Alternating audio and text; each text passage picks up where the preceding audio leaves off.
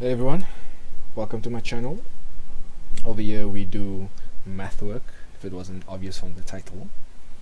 So this is episode number 1, week 1 of the grade 10 math syllabus that we're going to be going through. I'll be working with you guys throughout the year. So if you coming late in the year, you can try benching all the episodes if you want, or you can look for highlighted ones, I guess. But so in today's episode, by the way, this is the grade 10 group, right? No treating anyone badly because they're in grade 10. Grade 10 is a nice work. Just reaching the second half, basically. So you're a senior now in high school. Congratulations on your passing, by the way. And yeah. Oh, if you didn't pass, my apologies. You're not excluded.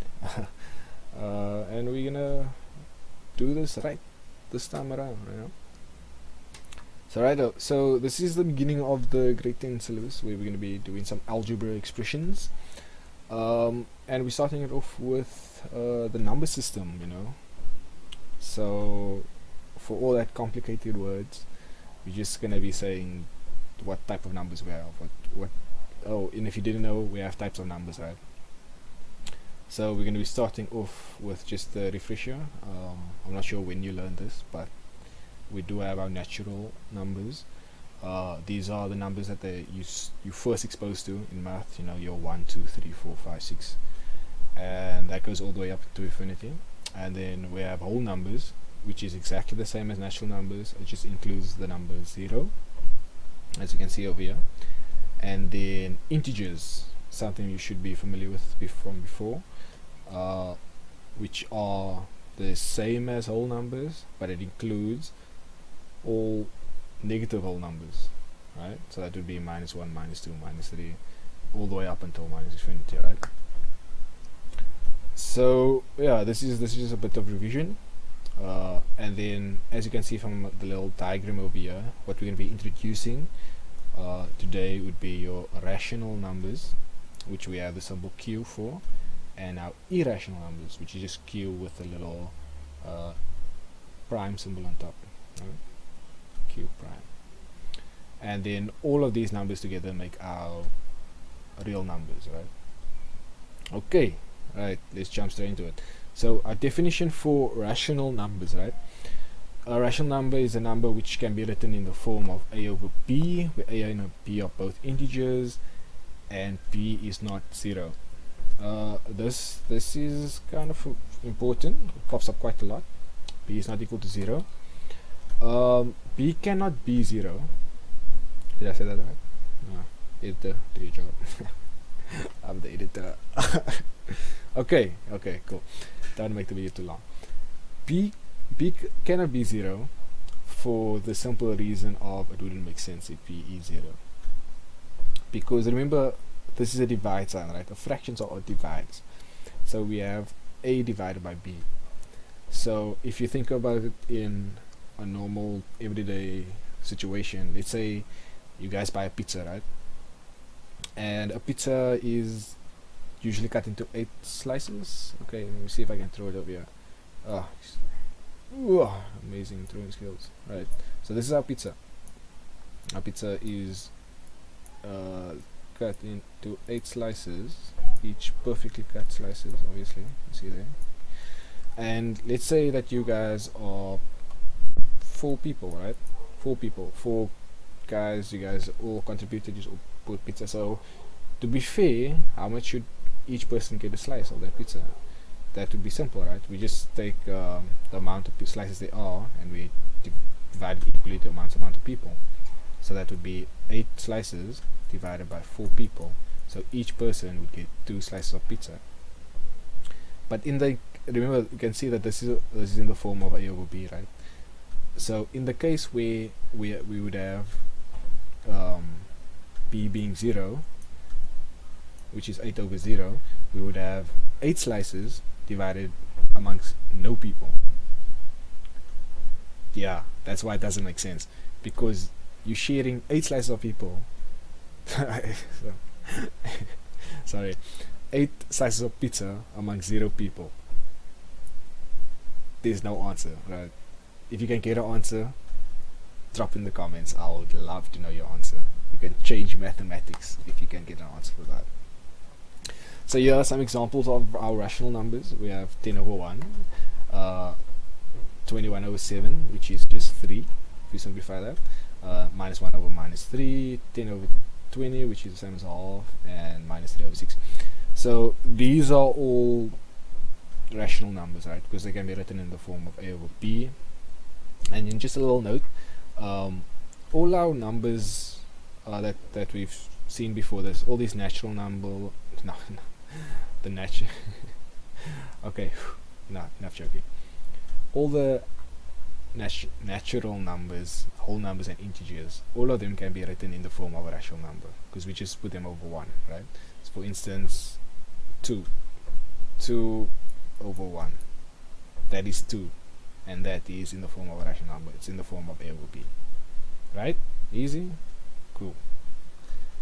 Next, so we've covered this half of our little diagram, so let's just do the rest. Irrational numbers. So irrational numbers are numbers that can be written as a fraction with our numerator and denominator as integers. So it cannot be in the form of a over b. So here's a few examples of irrational numbers: square root of 2, square root of 3, cube root of 4. Where's square root of 2? I mean square root of 4. You notice over here square root 2, square root 3. Why not square root 4? Well, simple. Square root of 4, if you type that in a calculator, or you can do that in your head like a genius, that will give us 2. And we know, as we said before, 2 can be written as 2 over 1, which is a rational number. So that's why it's not in our example. You see, this is an example of a rational number, not an irrational number. And then pi is, yeah, that's one of the common numbers that pops up everywhere, and it's definitely irrational.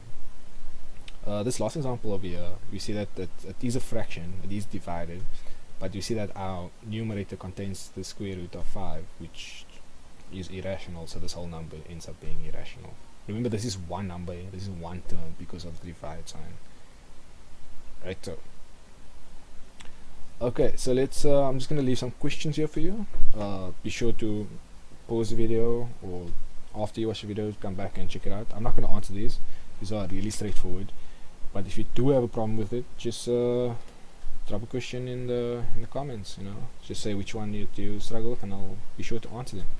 Right, we sorted? Good. Right, next we're going to be converting terminating decimals into rational numbers. Rational, good. A over b, right? That's our rational numbers, where b is not 0, because b can't be 0. 0 people. Amount of pizza slices to 0 people. Right, terminating decimals. Terminating just means that it comes to an end, right? And I'm sure you all know what decimals are. It's the number with a nice comma in the middle. So 0.1, 0.01, these are all decimals. And this should be quite obvious that 0.1 is actually 1 over 10. If you didn't know that, welcome. Yeah, welcome to this information that I'm introducing you to. 0.1 is 1 over 10, and 0.01 is 1 over 100, and so on. So using this, that means that if we take some ordinary number such as 10.589, we can write that in the form of 10, because that's just 10, plus 5 tenths, plus 8 over 100, plus 9 over 1000. You see that we're just writing it out in fraction form, right? And then from here we make them have all the same denominator, and to do that, the 10, remember, this is 10 over 1, so we multiply the 1 by 1000, but what we do at the bottom we do on top, so that we left with 10,000, right? We continue doing that so they all have the same denominator, so the 10 we multiply that by 100, so what we do at the bottom we do on top, so it becomes 5 times 100, which is 500, and then so on, so on, and so forth. And now that they all have the same denominator, we can add the numerators together. This is just basic rules of fractions, I guess. And then we left with 10, 5, 8, 9 over 1000. And this is in the form of A over B, right? Which is rational. So we converted a terminating decimal. The decimal ended, right? It ended here after the 9. The number didn't continue into a rational number. So that's pretty straightforward. And then continuing again, we have converting recurring decimals into rational numbers. So recurring is just, it continues forever. Example of that, pi. Pi continues, 3.1415926 or whatever. That doesn't end. This is recurring. It recurs forever. These numbers, question 3 and 5, these also recur. They continue. They non-terminating. Right. So terminating ends. Non-terminating continues. So in this example, we have the question is write 0, 3, which is recurring. It's 3. That's what that dot means on top. So that means that 0, comma 3 dot equals to 0, comma 3, 3, 3, 3, 3, and so forth. Right? So we have to write this in the form of a rational number, which, as we know by now, is A over B, where B is not 0. Right? Cool. So the way to do this, we're going to start by just defining an arbitrary value. Let's call this x, right? X is the most commonly used one. Solve for x and so forth. So we're going to let x equal to 0, comma 3 recurring. I'm just going to write this 3, 3, 3, 3 because I like writing, not. So x equals to 0, comma 3, 3, 3, 3, 3. So yeah, we just took this value they gave us and we said right, x equals to that. So what we're going to do, we're going to multiply each side by 10, right? The number 10, yeah. So 10 times x is just going to give us 10x equals to, and then on this side we just have 0, comma 3, 3, 3, 3 times 10, which is going to give us 3, comma 3, 3, 3, 3, right? Hope that makes sense to you. Yeah, if you don't believe me, just type in a calculator. Just say 10 multiplied by 0, comma 3, 3. Well, I don't think your calculator will reach the 3 recurring, but just put as much as you want, as much as you can take, and then you just see your answer will be equal to 3.33333, depending on how many 3s you put in.